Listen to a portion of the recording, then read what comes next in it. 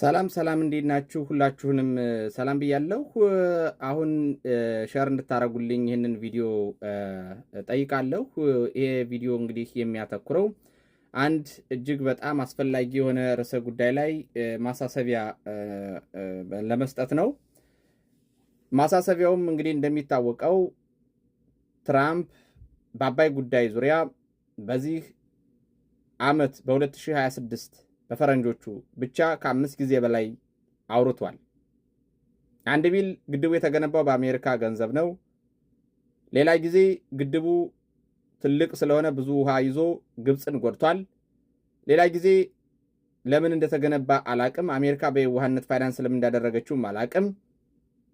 መሰል አይነት ንግግሮችን ተናግሮ ከዚህ ንግግር ጋር በተጨማሪ ከግብፁ ፕሬዚዳንት ጋር ከአልሲሲ ጋር ንግግር ሲያደርግ የኢትዮጵያው ጠቅላይ ሚኒስትር ጎበዝ ነው ይባላል። አገናኛችኋለሁ የሚለውን ንግግር የኢትዮጵያ ጠቅላይ ሚኒስትር ጎበዝ ነው ብሎ አለ ትራምፕ በሚል የአብይ አህመድ ካድሬዎች መዘው በማውጣት እያላዘኑ ናቸው። መቼም የብልጽግና ካድሬ 3 ዋና ዋና መገለጫዎች ወይም ፒላሮች አሏቸው። አንደኛው ውሸት፣ ሁለተኛው ዝርፊያ፣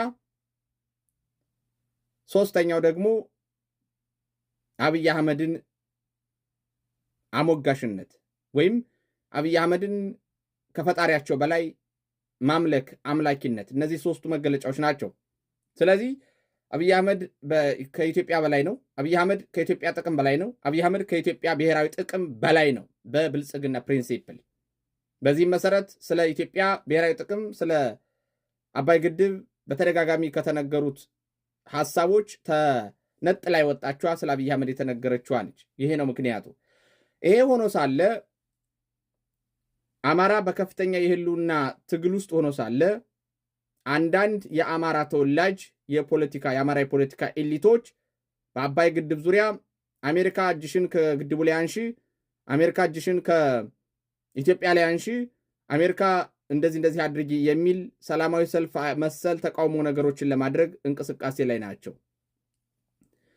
እኔ ማለት የምፈልገው በዚህ ሰዓት ላይ አማራ የህልውና ትግል እያደረገ ባለበት ሰዓት ላይ አማራ በኢትዮጵያ ውስጥ እንደ ሰው አልቆጠር ብሎ ከእንስሳ በታች የሆነ ኑሮ እየኖረ ባለበት ሰዓት ላይ አማራ ግብር ከፍሎ ገንዘብ ከኪሱ አውጥቶ በተለያየ መንገድ ገንዘቡ ተቀምቶ ተወስዶ በዚያ በተወሰደ ገንዘብ የድሮን ተተኳሽና ድሮን ተገዝቶ በድሮን በራሱ ተቋም ላይ ራሱን ጨምሮ እያለቀ ባለባት ኢትዮጵያ በየትምህርት ቤቱ፣ በየአብያተ ክርስቲያናቱ፣ በየገዳማቱ፣ በየጤና ጣቢያ ላይ ምጥ ይዟት እየወለደች ያለች እናት ከነ ጽንሷ እያዋለዷት ከነነበሩ ሐኪሞች፣ የጤና ባለሙያዎች እንዳጠቃላይ ደግሞ ክሊኒኩም ጭምር በድሮን የወደሙት የትኛውም ዓለም ላይ አይደለም። ኢትዮጵያ ውስጥ አማራ ክልል ቤት አማራ ላይ ነው። እመራዋለሁ አስተዳድረዋለሁ ብሎ የያዘውን ህዝብ በድሮን የሚፈጅን መንግስት የሚባል ገሃነም የዱርዮችና የሌቦች ስብስብ ስልጣን ላይ ለማቆየት በተለያየ ታክቲክ እየወጣ የኢትዮጵያ ብሔራዊ ጥቅም ነው፣ የአገር ጉዳይ ነው፣ አገር ከመንግስት በላይ ነች፣ ዝባዝንኬህን ስትንዘባዘብ ማየት አልፈልግም። የአማራ ህልውና ከኢትዮጵያ ብሔራዊ ጥቅም በላይ ነው። እየገደልከው እያሳደድከው ድራሹን እያጠፋኸው ያለ ህዝብ ኢትዮጵያ የምትባል አገር አለች፣ ብሞትም ኢትዮጵያን አድኜ ልሙት ብሎ ሞቱን ለኢትዮጵያ ሊያደርግ አይችልም። ሞቱን ለራሱ ነው የሚያደርገው፣ ራሱን ለማዳን። ዛሬ አሁን በዚህ ሰዓት አማራው በገዛ ምድሩ አብይ አህመድና ግብረ አበሮቹ በላኩት ወራሪ ኃይል ብአዴን በሚያስተገብረው የነፃ እርምጃ ጭፍጨፋና ግድያ ጥምቀትን እንኳ ማክበር አልቻለም። ገበያ ውሎ መግባት አልቻለም። ስብሰባ ተሰብስቦ ስለ አካባቢው እድር ሰንበቴ ላይ መምከር አልቻለም። ከድሮን እስከ መድፍ ከመድፍ እስከ ዲሽቃ ከዲሽቃ እስከ ክላሽ እንደ ዝናብ ሲወርድበት ነው የሚውለው። ይሄን እያያችሁ የአማራን የ70 ሚሊዮን ህዝብ ህልውና በኢትዮጵያ ብሔራዊ ጥቅም ማን ነው የኢትዮጵያ ብሔራዊ ጥቅም ጸር? ብልጽግና ወይስ አማራ?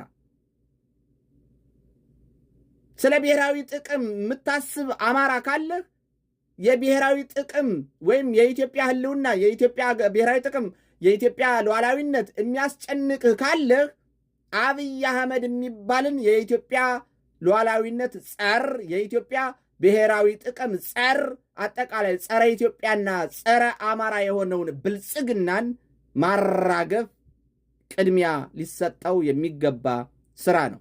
አለበለዚያ ከማንም ዓለም ላይ ካሉ የኢትዮጵያ ጠላቶች በላይ ብልጽግና የኢትዮጵያ ጠላት ነው። ወደድህም ጠላም እንደፈለክ መተርጎም ትችላለህ። ከብልጽግና በላይ በዚህ ሰዓት የኢትዮጵያ ጠላት የለም። ከአብይ አህመድ በላይ በዚህ ሰዓት የኢትዮጵያ ዳቢሎስ የለም።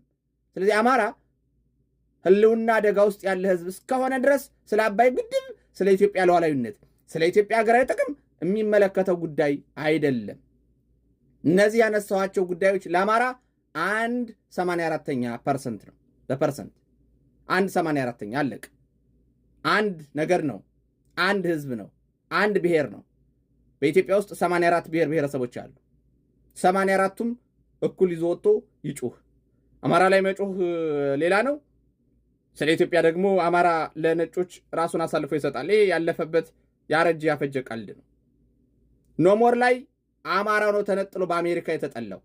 እዚህ እየመጣችሁ አማራ በነጮች ይጠላል፣ አማራ በነጮች አይወደድም። ለምን ይመስልሃል? ኢትዮጵያን ወክሎ ብቻውን ከነጮች ጋር የሚጋፈጠው የተጋፈጠው ማኖም ሚነካው እየደጋገመ አማራው ስለሆነ ነው። አለቀ። ስለዚህ ራስህ ተቅለብልበህ ሄደህ ኢትዮጵያን ወክዬ እጋጠማለሁ ብለህ ከተጋጨህ በኋላ ነጮች አማራውን ይጠሉታል ብለህ ብትል የራስህ ችግር ነው እንድትጠላ ያደረገህ። ራስህን አስተካክል። ስለዚህ የአማራ ኤሊቶች ራሳችሁን አስተካክሉ። ከዚህ ቀደም በኖሞር እንደነበረው አይነት አክቲቪቲ ለማድረግ የምትፈራገጡ ሰዎች ስነ ስርዓት ያዙ። ለሌሎቹ እንዲደርስ ሸር አድርጉ። አማራ የራሱን የፖለቲካ መስመር ቀድሞ ማዘጋጀትና የራሱን ጥቅም ማስቀደም አለበት። መልእክቴ ነው። አመሰግናለሁ።